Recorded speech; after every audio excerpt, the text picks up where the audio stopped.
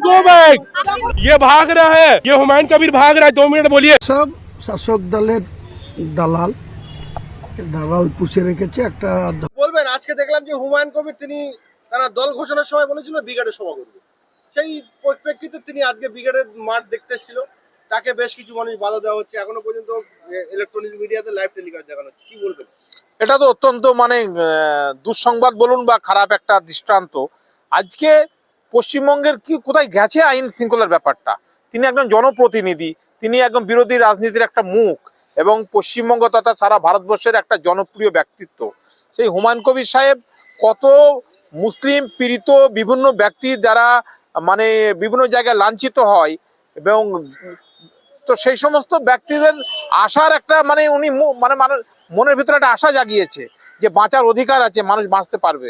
তো সেই ধরনের ব্যক্তিত্বকে যদি বাধা প্রদান করা হয়, আজকে সত্যিই ব্রিগেডে উনি ওনার দলীয় সভা করবেন বলে একবার গেছেন পরিদর্শন করতে, কোন জায়গাটা কি হবে না হবে। তো সেখানে কিছু শাসক দলের কিছু মানে কি বলবো যে পঞ্চট গুন্ডা বলুন বা শাসক দলের সমর্থক বলুন, তারা যেভাবে ওনাকে বাধা দান করছে, এখান থেকে মনে হচ্ছে যে ওনাকে একটা প্রচণ্ডভাবে ভয় পাচ্ছে যে হুমায়ুন কবিরকে রুখে দিলে, হুমায়ুন কবিরকে যদি চেপে দেওয়া যায় তাহলে হয়তো তৃণমূলের খুব বড় ক্ষতি হবে না। কিন্তু মানুষ আজকে মানে অত্যন্ত বিরক্ত হয়ে গেছে তৃণমূলের এই শাসনে। আমরাই তো তৃণমূলকে ভোট দিয়ে এনেছি, তো সেখানে যে আশা নিয়ে এসেছিলাম সেগুলো কোনোটাই হচ্ছে না, বাস্তবায়িত হয়ওনি আর হচ্ছেও না। এখনো ধর্মীয় খালি তৃণমূল সরকার ভেবেছে যে মুসলিমদেরকে আমি ভোট ব্যাংক হিসাবে ব্যবহার করব। সেই রকমভাবে যে প্রতিশ্রুতি দিয়ে সরকারে এসেছিল, মুসলিমদের ভোট সত্যিই পুরোটাই তৃণমূলের পক্ষে গিয়েছিল। কেন বলেছিল সংরক্ষণ দেব, মাদ্রাসা স্যাংশন দেব, কিন্তু ক্ষমতায় আসার পর দেখা গেল যে তৃণমূল তার প্রতিশ্রুতি থেকে পুরোপুরি সরে গেছে, বরঞ্চ মুসলিমদেরকে আরো মানে ক্ষতির সম্মুখীন করে দিয়েছেন। তো যাই হোক, হুমায়ুন কবিরের ওপরে এই যে বাধা প্রদান ব্রিগেডে, তারপরে কিছুদিন আগে বিশ্ব ইজতেমায় যেটা হলো আর কি হুগলিতে, সেখানেও ওনাকে সেম কায়দায় বাধা প্রদান করা হলো। কেন? ওখানে আমি ওই ইজতেমা কমিটিকেও বলবো যে তারাও তাদেরকে এই ঘটনাকে ঘৃণা মানে নিন্দা প্রকাশ করা উচিত ছিল।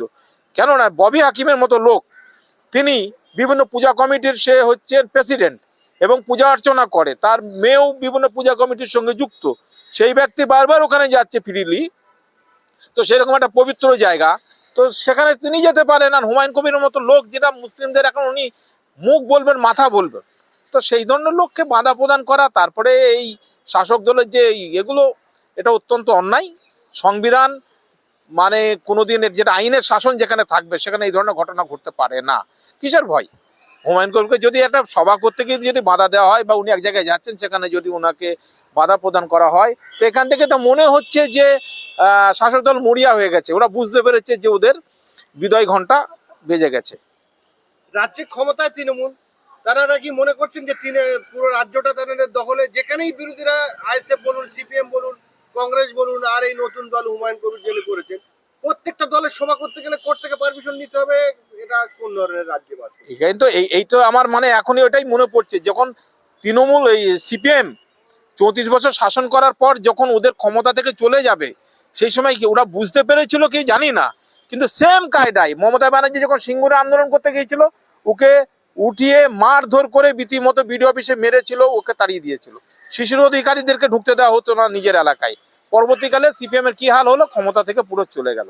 তো সেই রকম তৃণমূল সরকার ঠিক সেম ওই জিনিসটাকে রিপিট করছে যে বিরোধীদেরকে মাথা তুলতে দেব না।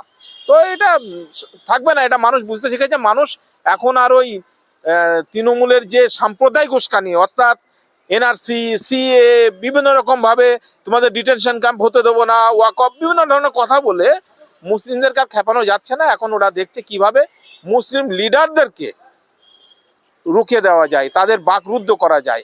এটা অত্যন্ত অন্যায়, এটা ঠিক নয়। দেখা যাক আইনের রাস্তায় যাবে। ওনার যে সিকিউরিটি, যখন দেখলাম উনি দল থেকে উনি বার করে দেওয়া হলো, ওনাকে উনি আলাদা দল ঘোষণা করলেন, এই রাজ্য সরকার নির্লজ্জের মতো সিকিউরিটি গুলো তুলে নিলেন। আজকে সিকিউরিটির বিষয়ে আপনি মামলা করেছিলেন, আজকে কলকাতা হাইকোর্টে সেই প্রসঙ্গে কি বলবেন? হ্যাঁ, আমি আজকে হুমায়ুন কবিরের হয়ে আজকে ওনার সিকিউরিটির জন্য, Z+ ক্যাটাগরির সিকিউরিটির জন্য আজকে কলকাতা হাইকোর্টে রিট পিটিশন ফাইল করেছি এবং সেখানে আমরা দৃষ্টান্ত দিয়ে কোর্টে প্লেস করেছি যে জাহাঙ্গীর খান যে ফলতাই বাড়ি, ও একটা জেলা পরিষদের মেম্বার, ওকে ওয়াই ক্যাটাগরি সিকিউরিটি দেওয়া হয়েছে, শওকত মোল্লা তাকে জেড ক্যাটাগরি দেওয়া হয়েছে, এরকম বিজেপি বিভিন্ন রকম লিডার, সজল ঘোষ কলকাতা মিউনিসিপ্যাল কর্পোরেশনের একটা কাউন্সিলর, তাকে ওয়াই ক্যাটাগরি দেওয়া হয়েছে। তো বিভিন্ন মানে লোকদেরকে দেওয়া হয়েছে। অর্থাৎ হুমায়ুন কবির একটা জনপ্রতিনিধি, এমএলএ এবং জনপ্রিয় নেতা এবং একটা জনপ্রিয় ব্যক্তিত্ব, আর একটা দলের উনি চেয়ারম্যান, ওনার তো সিকিউরিটি পাওয়া একান্ত আবশ্যক। নাহলে যেভাবে দিনের পর দিন অ্যাটাক হচ্ছে, তো সেই দৃষ্টান্তগুলো উঠিয়ে আমরা আজ কলকাতা হাইকোর্টে মামলা করেছি, আশা করি উনি সিকিউরিটি পাবেন। রাজ্য সরকার কেন সিকিউরিটি দিচ্ছে না? যদি শওকত মোল্লা জেড ক্যাটাগরি পায়, ওই ফলতার জাহাঙ্গীর যদি ওয়াই ক্যাটাগরি পায়, তাহলে হুমায়ুন কবির কেন পাবে না? এটা হয়, এটা রাজ্য সরকার তো মানে কি বলবো, হুমায়ুন কবিরের যেখানে যাচ্ছে লাখ লাখ লোক, সেখানে মানুষ অত মানে স্বতঃস্ফূর্তভাবে ওনার পাশে দাঁড়িয়ে যাচ্ছে, ওনাকে রক্ষা করার জন্য দাঁড়িয়ে যাচ্ছে। সেখানে রাজ্য সরকার তো ভীত সন্ত্রস্ত হয়ে গেছে।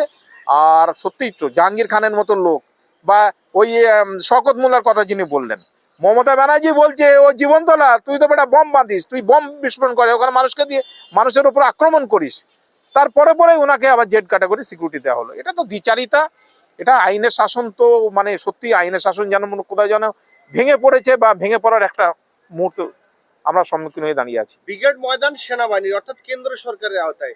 রাজ্য সরকার শুধুমাত্র প্রশাসনিক নিয়ে পারমিশনটা রাজ্য সরকার কাছে নিতে হয়। তাহলে ব্রিগেড ময়দানে সভা করতে না দেবে না বলে বাধা দিচ্ছে কেন এখন থেকে? দেখুন, ব্রিগেড ময়দানে সভা করতে দেওয়ার, বাধা দেওয়ার ক্ষমতা রাজ্য সরকারের নেই, সেখানে সভা হবেই। এখন হুমায়ুন কবিরকে হেনতন প্রকারে হেনস্থা করা, ওনার মনোবলটাকে ভেঙে দেওয়া, ওনার মুভমেন্টটাকে রুদ্ধ করা, এটাই একটা পলিসি নিয়েছে। এটা কি ধরনের ব্যক্তি রাজনৈতিক? আজকে গণতন্ত্রে বিভিন্ন বিরোধী দল থাকবে, শাসক দল থাকবে, এটাই তো গণতন্ত্রের মেন জিনিস। তো সেখানে তুমি বিরোধীদেরকে খতম করে দেওয়া, ওনাকে বিগত দিনে দেখেছি তো, কংগ্রেসকে জিরো করে দিল, কংগ্রেসের হাত ধরেই তো ক্ষমতায় এসেছিল। তারপর এসইউসিআই পার্টি ওনার সঙ্গে ছিল, এসইউসিআইকে পুরো মোটামুটি শেষ করে দেওয়ার মতো ব্যাপার। তো বিভিন্ন দলগুলোকে উনি বিরোধী দল বা ওনার হয়ে ওনার বিরুদ্ধে কথা বললেই উনি সহ্য করছেন না। এটা ঠিক নয়, এটা মানুষ এর কিন্তু পরিণতি অত্যন্ত খারাপ হবে। দেখুন, আমি তো হুমায়ুন কবিরের তো রাজনৈতিক মুখপাত্র নই, স্পোক্স পারসন নই, ওটা ওনার রাজনৈতিক সিদ্ধান্ত। আমি ওনার অ্যাডভোকেট আর কি, আইনজীবী। এইবার একটা দল করতে গেলে উনি মানে এককভাবে যেভাবে দলটা করেছেন, বিভিন্ন সাড়া পাচ্ছেন, তার সঙ্গে সঙ্গে যদি শাসক দলকে উৎখাত করতে হয়, আমার ব্যক্তিগত মত আইএসএফ, মিম বা অন্যান্য মনোভাবাপন্ন যে দলের সঙ্গে জোট করে যদি লড়ে, তো এর দারুণ ফল আসবে। এবং শাসক দল কোনোভাবেই ক্ষমতার তো স্বপ্ন দেখতে এখনই পাবে না, মানে ক্ষমতায় উড়ে আসতে পারবে না, দারুণভাবে পর্যদস্ত হবে যদি এরা এককভাবে লড়ে। এটা আমার ব্যক্তিগত মত।